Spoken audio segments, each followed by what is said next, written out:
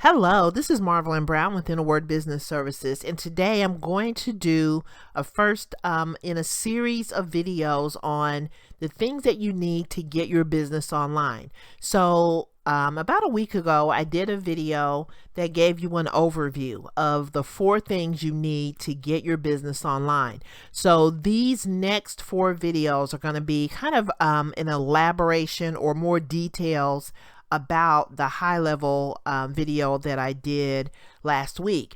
And so what I'm going to do at the end of all of this, I will have put together a playlist of videos that you can look at. You know, if you're interested in getting your business online, you can look at these videos, and hopefully my goal is to give you something that you can consider, you know, when you're looking at getting your business online, all the different areas that we talked about last week.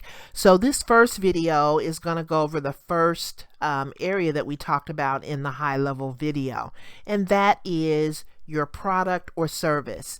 So this is the first thing that you need, and this is what a lot of people have in place. They already have a product that they are either thinking about or a product that they are currently working with.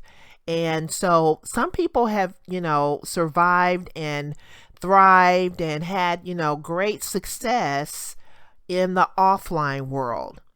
However, now that we have, you know, the pandemic and some of the things that have been going on in the last year, you know, because we're not able to meet face to face, because we're not able to have those interactions that we used to have. Everyone's kind of, you know, staying at home more, and a lot of people have, you know, converted from the office to their homes. They're realizing some of the benefits of working from home, whether it's out of necessity or because you have been transitioned on your 9 to 5 to working from home, and you're realizing the benefits, and maybe you want to get this going even after you go back to the office in your 9 to 5. You might want to have a work from home job because it really gives you the freedom to earn, even though you're not physically doing a particular task. So we're going to talk more about that as we go through these videos. But this first video is going to focus on products. You know, how do you, if you're at the very beginning, how do you find the right fit, the right product, you know, the thing that, you know, will drive your business? So we're going to talk about all of that. Let's go ahead and get started. Now, if you're not familiar with me, my name is Marvel and Brown, and I have, I started In a Word Business Services years ago as a virtual assistant business. So I started doing tasks kind of virtually. I did a lot of graphic design. I set up blogs. I did a lot of the technical stuff that a lot of people were having issues with. And so now I've kind of put some of that stuff aside. I don't really do as much of the graphic design stuff or the, you know, setting up blogs or whatever. But what I've done is I have kind of transitioned over the years to do more with my blog. I've also done some courses, and I'm really doing a lot more in the visual space to help people, because I know that this is a medium that a lot of people want to use. They don't necessarily want to sit down and read a blog, or they don't want to, you know, sit down and read a book. They want to get the information as quickly as possible in a way that makes sense. And so video is kind of what I'm going toward now. And then I'm still working in some of the other areas. Like you'll see, I have some videos, I have audio, I have the blog posts. And so I'm doing a lot of different types of content to get, you know, my information in as many places as possible. So now we're going to talk about products and the kinds of products you want to promote. And so the thing that I found over the years is that it really starts with you. So this is going to be a business. Number one, you don't want a business that you don't like. You don't want a business that you hate. I mean, because, a lot of times we leave the 9 to 5 because we don't like what we're doing. We don't like trading time for money. We don't like having the long commute. We don't like being away from home or having to travel.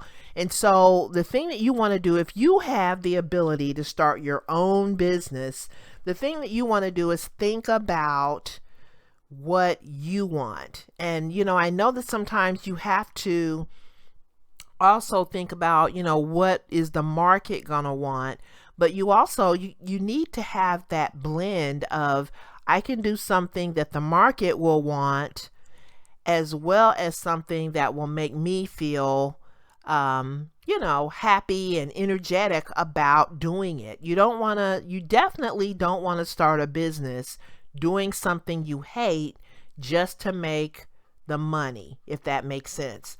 So it all starts with you. So this is the thing. You can actually have products, you can promote products that are created by you.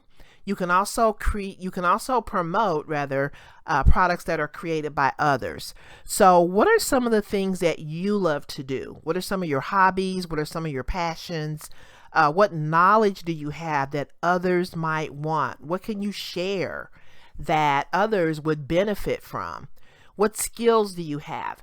Just think, if you've been in the corporate world, if you've worked a 9 to 5 job of any kind, you have developed skills over the years. So what, can you do with those skills to maybe bring them into a work from home opportunity that helps you to earn? What have you received accolades for? So, a lot of times when we're working, we receive awards. Even the accolades we receive from our friends and our relatives. Some of us are really great cooks and we have these wonderful recipes and we get all kinds of, accolades for our cooking ability. We have a lot of people who are good at making things with their hands. People who are good at and this is the thing, no matter what business you have, the more problems you can solve, the more you are going to reap the benefits from that. So the thing that you want to focus on in your business is you want to use a product to solve a problem. So when you have a product that solves a problem, that means that you're not online talking about, look at I'm sitting here looking at the remote control for my TV. So I'm going to use that as an example. You don't want to get online talking about, this remote control is black and it has this button on it that does this, that, or the other. You want to highlight the fact that a remote control gives the person, the customer, the user, convenience and the ability to, stay relaxed. Like, you can just stay relaxed, use this remote, and it solves your problems of having to get up and go over and physically turn the station when you want to watch something different. A lot of remotes are voice controlled. So, all you have to do is just say, I want to watch ABC News or whatever it is that you want to watch. It's voice controlled. You don't have to worry about, the physical demands of changing a station.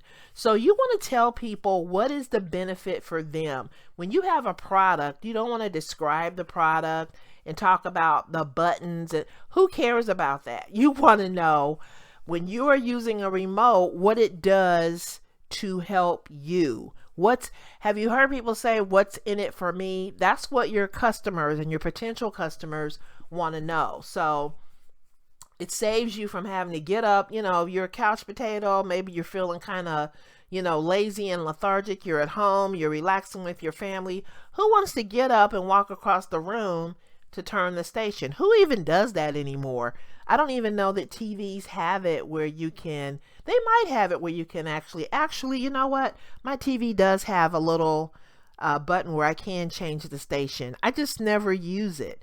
And so, remote controls give us that convenience to relax and stay focused and hang out and have fun with our family without having to worry about hopping up off the couch and changing the station. So you want the convenience, you want the ease of use, you want the voice activation. Those are the things you want to bring out when you are describing that particular product. And so that's what you have to really think about when you are, promoting a product. What is the problem that your product is going to solve for your audience? So those are the things that you need to think about. What are the kinds of things that you want to do based on who you are and what you bring to the table? What are some of the things that would be a good fit for you when it comes to products? Now, the other thing that I hear people say a lot of times is that, I'm not interested in promoting products. They think that because a lot of times we don't really think of ourselves as salespeople, we are not really programmed to think that way. However, I'm going to give you some examples of things that you do on a daily basis that involve selling. It involves promotion. And so think about this. When you go on a job interview, what are you promoting? You're promoting a product. That product happens to be you, but you are putting your best foot forward. You are giving your selling points. You're telling the employer what benefits you will bring to the table for them. How are you going to help that employer? And the better you are at, helping your employer understand, how you can impact the bottom line, the better you are going to be when it comes to getting a job. So you're definitely promoting a product. When we approach people that we want to do business with. So if we have for example, maybe we want to hire someone to do some work in our home. You don't want to, like when you have a contractor come to your house, you don't want all the toys and the dirty laundry and all the food that you've eaten. You don't want your house to be a complete wreck. So a lot of times when we have people who are going to be working with us coming to our home, we make sure that everything is put away and it's neat and it's tidy. Or if we're business people and we're approaching other companies to work with us, we definitely want things to be in order. So it's still, promotion. We're promoting when we go out and we try to, convince someone to do business with us. When we're meeting people, even when we're out with our friends, we are kind of promoting a product, even though hopefully you're not out having to promote with your friends and the people that you're closest to. But when you're out and you're in the grocery store and you're talking to people, you kind of put forth a certain effort to be friendly, to be approachable, or to be cordial in some way. And so in that way, we're promoting a product. And that product is us. And so the thing that I want you to understand and take away from this is that we all have a product to promote. If we weren't promoting ourselves in some way, we would be a hermit, on an island by ourselves. But because we interact with people, we have to interact with people in order to move throughout our lives. We are definitely out there promoting ourselves.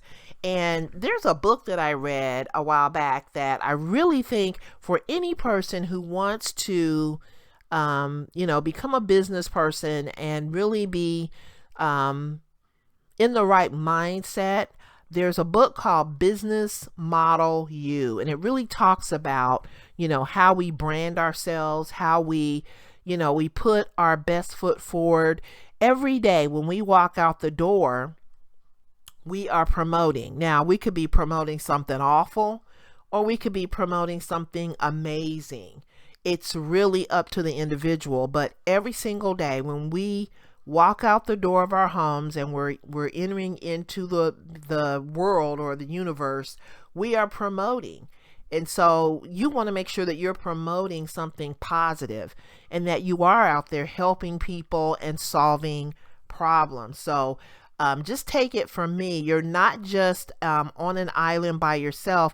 You are promoting a product, and that product happens to be you. So now the other thing that I want you to think about is, a lot of people, when they think about having a business and they think about products, they think about a physical product. However, there are so many different options now. You have digital products, you have services, you have components. So maybe you're making a piece of something, a component of something that will be added to a finished product. So there are products, for example, if you're a crafter, you use a lot of different materials to make your end or your finished product. So maybe you might be someone who provides a piece of the finished product. So, you might be a component manufacturer or someone who makes that component that goes into the finished product. You may be in direct sales. So we're all familiar with, those popular direct sales company, Scentsy, Avon, Tupperware, Pampered Chef, all those companies that have those products, those physical products that people sell. Everyone is, selling Scentsy or something to make you look good or feel good or whatever. And some of these companies have a network marketing component, which means you would be able to also earn residual income. But for the most part, a lot of these companies are selling products. So you might decide that you want to do that. You may want to sell, your product may be your knowledge. So people who sell knowledge are normally people who are writers, people who, have books that they write, or they find a way to package their knowledge and get paid for it. Consultants are also knowledge workers. They get paid for their knowledge. And you may also have a combination of any of these. So we're going to talk more about digital products because a lot of people I don't think they're really clear on what that means. And we will definitely get into that a little bit further down the road. But just think about right now, you're not limited to a physical product. So you don't have to get out online and just have a physical product and kind of getting people or talking people into buying a physical product. You may have something that is a digital product or service, or you may take a physical product and package it up with a service and or a digital product. So lots of different things that you can do, and just think about the fact that you are not limited to one particular thing. And that's the great thing about having a business as well. You can set it up the way you want to set it up. You can set it up in the way that works for your schedule, your family responsibilities, your ability to earn. You can earn at 3 o'clock in the morning, and the way that you set up your business has a lot to do with whether you earn passively or whether you earn actively. So when you're actively earning, that means you are involved, you're doing some kind of task, and then you get paid for that. When you're passively earning, that means that you can earn while you're doing other stuff. So people earn while they're asleep. They do the task one time. And this is how I like to set up my businesses. I like to set it up where I do the task one time and I get paid for it over and over and over without having to be physically present. So you're not locked into one particular kind of product, but you might want to think about how you want to navigate, whether you want to also work with products that you create or products that someone else creates. So this is the other thing, and this is what a lot of times we don't do this. We may, for example, I know when I started out, I went with a company, and I just I liked the company. I like the compensation plan. I started out with network marketing before I did the virtual business. And so I like the company. I like the compensation plan. I thought it would be a great way for me to really earn a lot of money. I didn't think about, some of the things that we're going to talk about on this slide. So I knew that the products and the company and the way everything was structured would definitely contribute to my bottom line.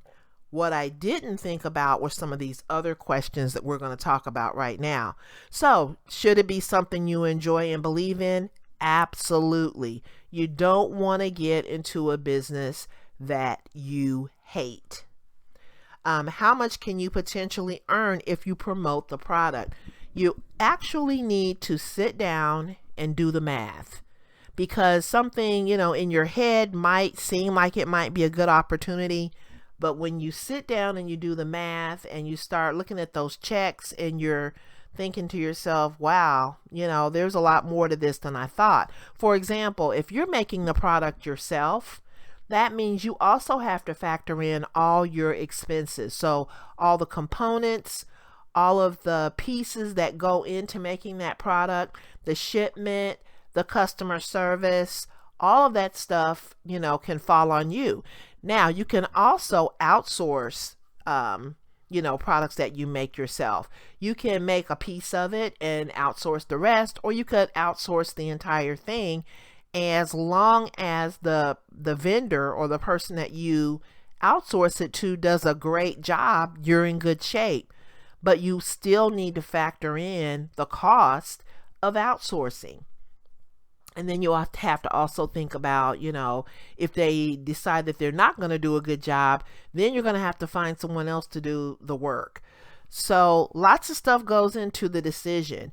Now, if you decide to promote a product that someone else makes, then that company is going to be, they'll have all the issues with shipment and, overhead and customer service and all of that.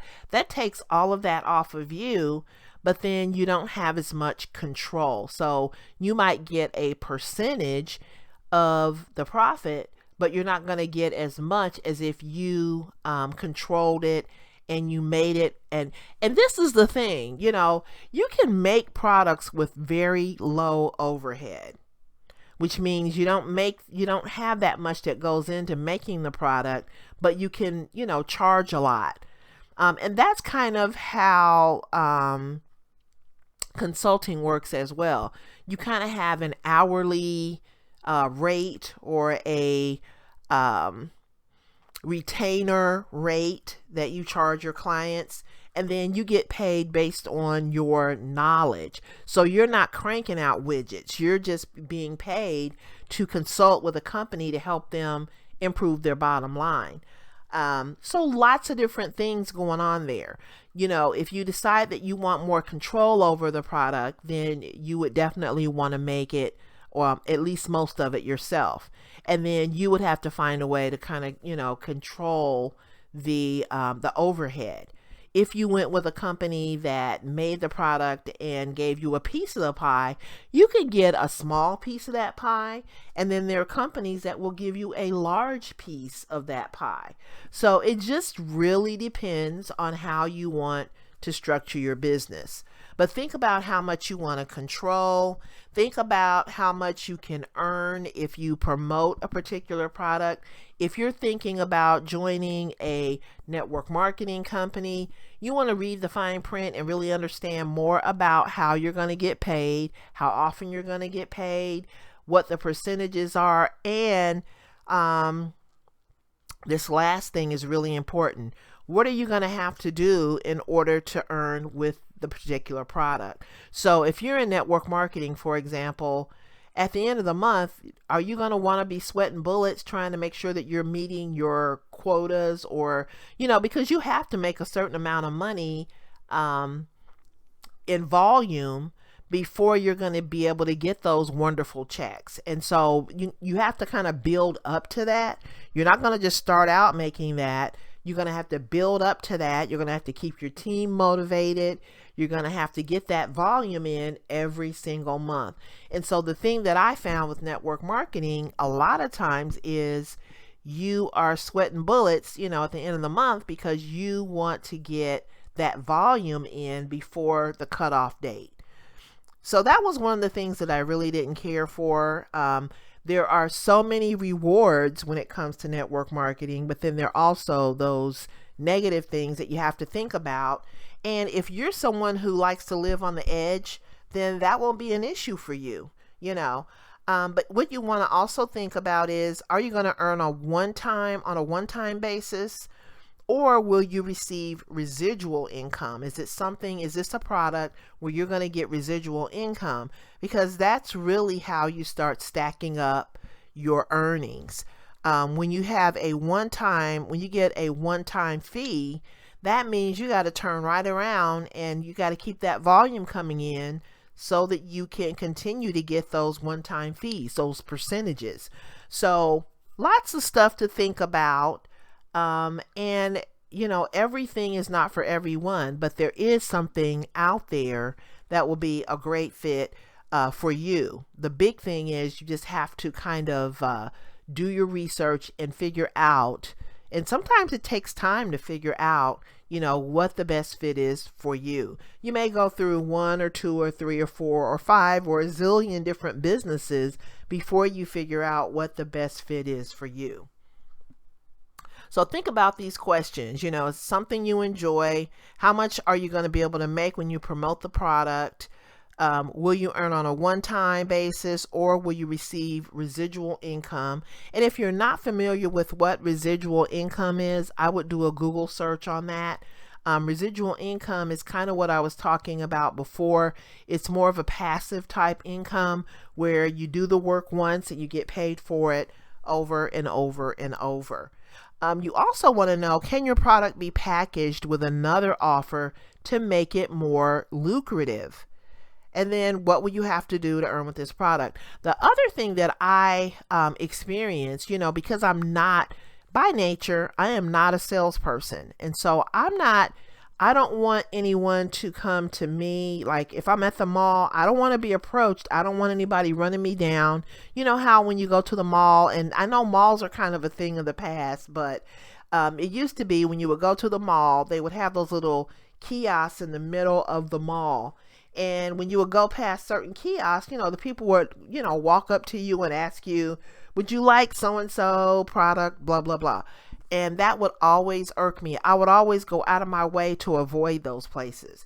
So, I'm not the kind of person that if you call me up on the phone and try to talk me into buying something, I don't want to buy stuff like that. And I don't know a lot of people that really are interested in that. However, when I started with a certain company, and if that works for you, if you love, getting on the phone calling people, I don't have a problem with it, but it's just not for me. And so, but when I started with this company, they wanted me to, make a list of people, like everybody I knew, the mailman, the insurance man, everybody that I knew. And then, talk to each person and let them know about, my products and my company and blah, blah, blah. I really didn't feel comfortable doing that. So that was one of the things that, if I had really been honest with myself, and ask myself, is this really what you want to do? Because this is not your cup of tea. I would have known that was totally not a good fit. So the takeaway from that is, if you find when you do your research on your company, and your products, that you have to do something that is really, that's just not your cup of tea, that you don't even feel great about doing, you kind of feel, a little on the sleazy side doing it, don't sign up. That's one of the key things that you have to ask yourself.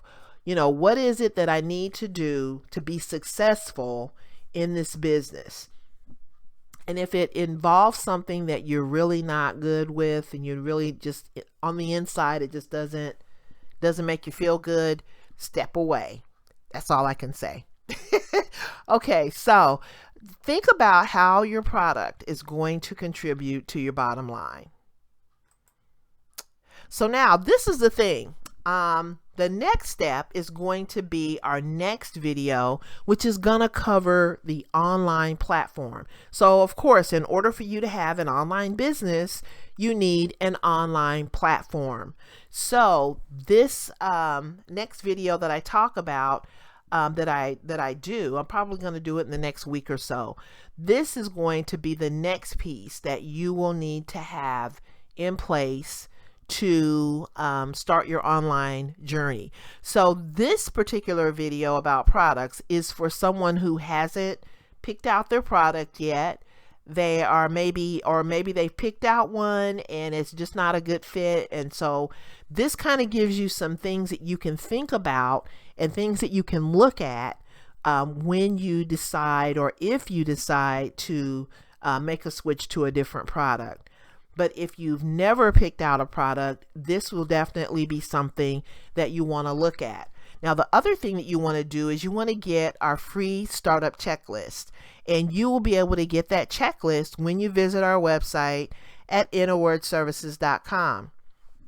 When you visit Inner Word Services, you are going to land on a page that looks like this. You can click on this Get Started button, and you will be able to get the startup checklist. All you need to do is just put in your first name and your email.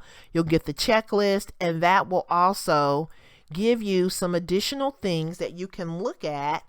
And it also kind of talks about our, our 4-step process where, you look at your products, your online platform, your business model, and your advertising. So next week's video is going to be about your online platform and choosing the right platform for your business. So I hope you've gotten some value out of this, this video, and look forward to the next video, and I will see you then. Have a great day. Bye-bye.